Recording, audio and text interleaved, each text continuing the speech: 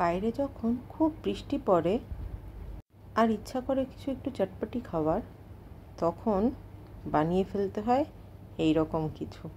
আজকের recipe bomb, onion egg bomb. চলুন কী করে বানালাম বলি।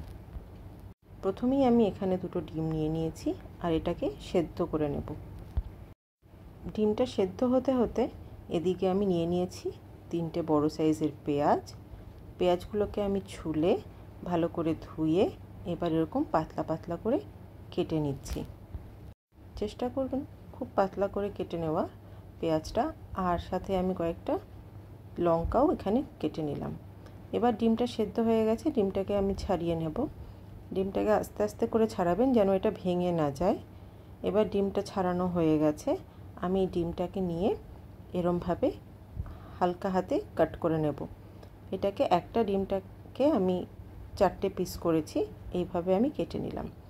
এবার যে পেঁয়াজ আর লঙ্কা, এটা একটা বলে নিয়ে এর মধ্যে স্বাদ মতো নুন দিয়ে দিলাম আর এটাকে ভালো করে একটু মেখে নেব।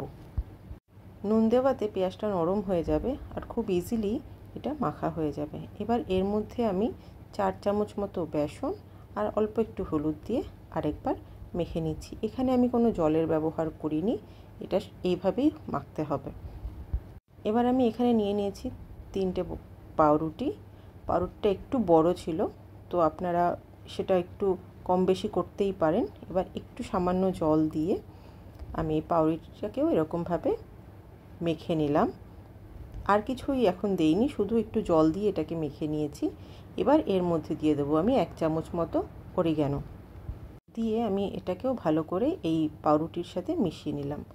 আমি কিছুটা চিজ এখানে গ্রেট করে নিচ্ছি, গ্রেট করে আমি রাখবো। সমস্ত জিনিসগুলোকে আমি রেডি করে নিয়েছি এইভাবে। এবার এটাকে অ্যাসেম্বল করার পালা। প্রথমেই আমি পাউরুটির মিক্সচার থেকে একটা ছোট বল এইভাবে নিয়ে নেব। এভাবে হাতে চেপে চেপে এটাকে আমি ছড়িয়ে দেব। এবার এটা ছড়িয়ে গেলে এর মধ্যে আমি দিয়ে দেব কিছুটা পরিমাণে চিজ। প্রথমে চিজটা এইভাবে দিয়ে মাঝখানটায় রাখবো, তারপর এর মধ্যে দিয়ে দেবো আমি 1 পিস ডিম দিয়ে এবার আমি এই পাউরুটি, ডিম আর চিজ একসাথে সিল করব। ভালো করে সিল করতে হবে যেন চিজ কোনোভাবেই ফেটে বাইরের দিকে না বেরিয়ে আসে। ভালো করে ডিমটা আমি পাউরুটির সাথে একদম সিল করে দিলাম। এইভাবে করে নিতে হবে, হাতে চেপে চেপে, কোনো ব্যাপার না, একদম ইজিলি ব্যাপারটা হয়ে যাবে। দেখুন খুবই সহজে হয়ে গেল, একদম অসুবিধা হবে না করতে।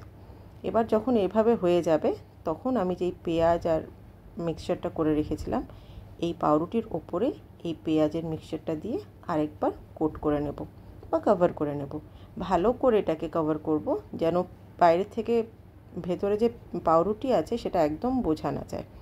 ব্যাস দেখুন সাইজটা বমের মতো না? ব্যাস রেডি।